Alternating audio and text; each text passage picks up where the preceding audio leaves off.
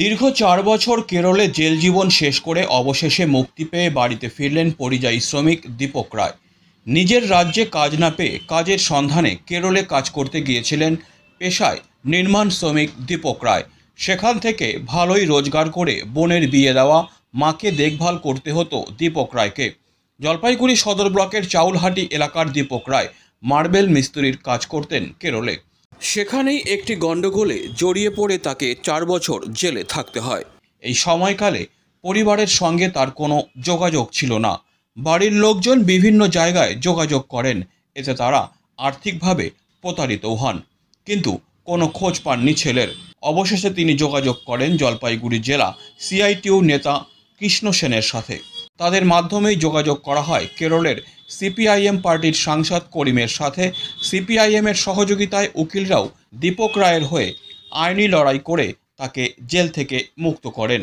দীপক রায় বলেন, আমার মা সিআইটিইউ নেতৃত্বদের সঙ্গে যোগাযোগ করেন এবং তারা কেরলের নেতাদের সাথে যোগাযোগ করেন। সেখানকার নেতারা উকিল ঠিক করে দেয়।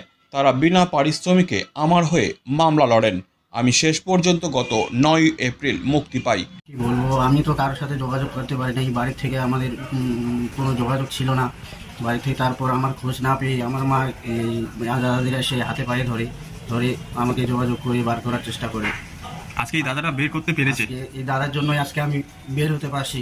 তাই আমাকে দাদার জন্য আমি কি বলবো, আমার মনে অনেক দুঃখ, বলতে গেলে আমার অনেক খারাপ লাগে।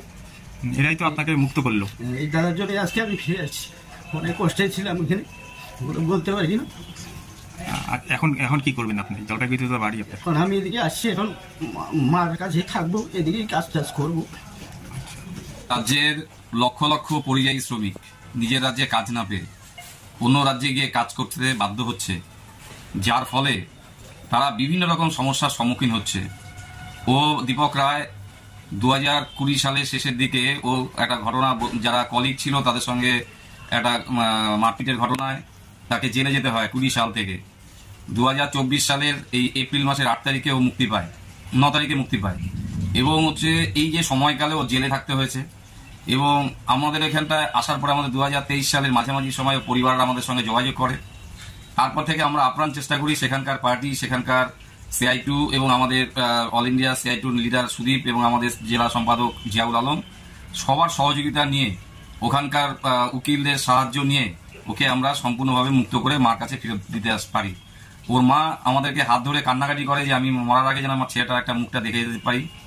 এরকম ভাবেই আমাদের অসংখ্য মা, যারা তার পরিযায়ী শ্রমিক হিসেবে বাইরে কাজ করতে যাচ্ছে এবং শ্রমিকরা কেউ ডেড বডি হয়ে ফিরে আসছে, কেউ হচ্ছে এইভাবে জেলে থাকতে হচ্ছে, নানাভাবে তাদের সমস্যার মধ্যে পড়তে হচ্ছে। আপনারা ওকে মুক্ত করতে পারলেন, এইটা কতটা?